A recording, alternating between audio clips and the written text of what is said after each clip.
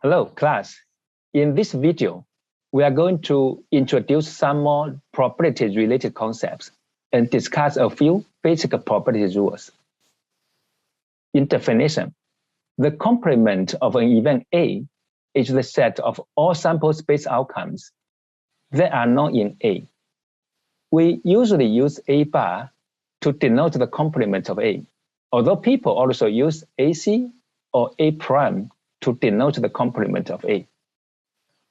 Following this intuition, the probability of A bar is 1 minus the probability of A. As you can see from this graph, the entire event population is in this rectangle area. And event A is in this circle. So the complement of A is any event outside the circle but inside the rectangle. The rule of complement applies to a population with multiple events too. This rule is useful because sometimes it is easier to calculate the probability of an event happening by determining the probability of its not happening and subtracting the result from 1. For example, in this table with 3 different events, A, B, C, we know the probability of each event. Given that the events are mutually exclusive and exhaustive, following the rule of complement, we know the probability of event A or C occurring is equivalent to the probability of B not occurring. So the probability of A or C is equal to the probability of complement of B, which is equal to 1 minus probability of B equal to 1 minus 0.9 equal to 0.1.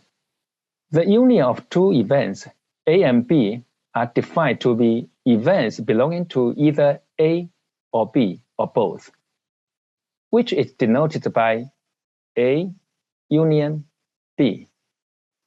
In this graph, event A and event B are overlapping. The entire blue region is the union of A and B. By comparison, the intersection of A and B are those events that belong to both A and B, which is denoted by A intersection B. As illustrated in this graph, the shaded blue areas is the overlapping common area of events A and B. We can further demonstrate the example of unions and intersection using an a priorized probability approach. In this Venn diagram, we list the events of black and red cars. We have 2 aces in either black or red cars. The black and red car each have 2 aces and 24 long ace cars. The union of ace and red is thus given by areas of ace and red together. By contrast, the intersection of ace and red is only in the overlapping area of ace and red. So the probability of ace union red is given by sum of 24 plus 2 red ace cars plus 2 black ace cars divided by 52 cars in total, which is equal to 28 over 52 equal 0.5385. The probability of ace intersection red is given by 2 red ace cars divided by 52 cars in total, which is equal to 0.03846. In the previous discussion, we have used the concept of mutually exclusive events in the complement concept. Events are considered mutually exclusive if they do not occur jointly, like this. In other words, the intersection of those events is none, or the probability of those events happening at the same time is absolutely 0. For example, in the 52 cars, the queen of diamonds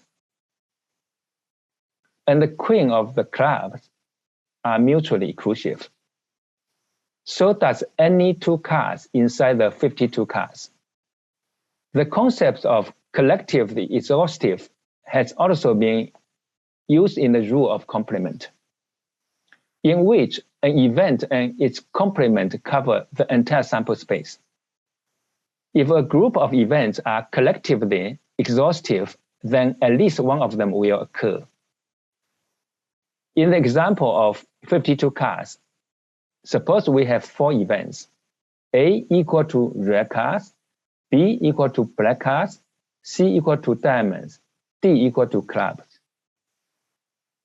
Then at least one of these 4 events will occur once you draw a card from the 52 cards.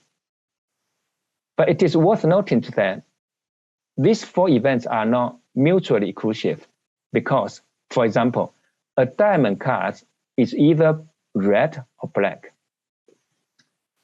In fact, if we exclude events C and D from the list, events A and B are collectively exhaustive and also mutually exclusive, because any card will be either black or red, and a black card and a red card are mutually exclusive. If all events are collectively exhaustive and mutually exclusive, we can then partition the entire sample space into disjoint segments, as illustrated in the following slides. In this graph, A1, A2, A3, AK to A6 are disjoint events. These events are collectively exhaustive and mutually exclusive, and their union is the entire sample space. The set areas is the event B. The event B and the complement of event B are also disjoint events. Inside the shaded area of event B, those intersection events between B and A1, A2, A3, AK to A6 are also disjoint events inside the sample space of event B if we consider only the sample space of B. Now, let us consider the sample space of event B only. In this shaded area, we note that those intersection events between B and A1, A2, AK, A6 are disjoint events. So the probability of event B can be expressed as the sum of the joint probabilities of B with A1, A2, A3, AK. In specific, probability B is equal to the sum of all AI intersection B, that is, probability of B intersection A1 plus probability of B intersection A2 and plus probability of B intersection AK. Based on the concept of union and intersection, we can now present the general rule of addition. The rules of addition are used to find the probability of 2 or more events occurring.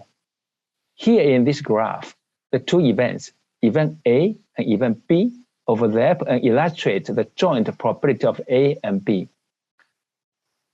Therefore, the addition rules state that the probability of A union B is equal to the probability of A plus the probability of B minus the probability of A intersection B. In doing the subtraction, we do not double count the overlapping area of A intersection B. Of course, from the given equation, we can also easily infer that the probability of A intersection B is equal to the probability of A plus probability of B minus the probability of A union B. In the special case when events A and B are mutually exclusive, we have the probability of A union B equal to the probability of A plus the probability of B. Now, let us study an example of using rule of addition. In this example, there are a sample of 200 tourists in Florida.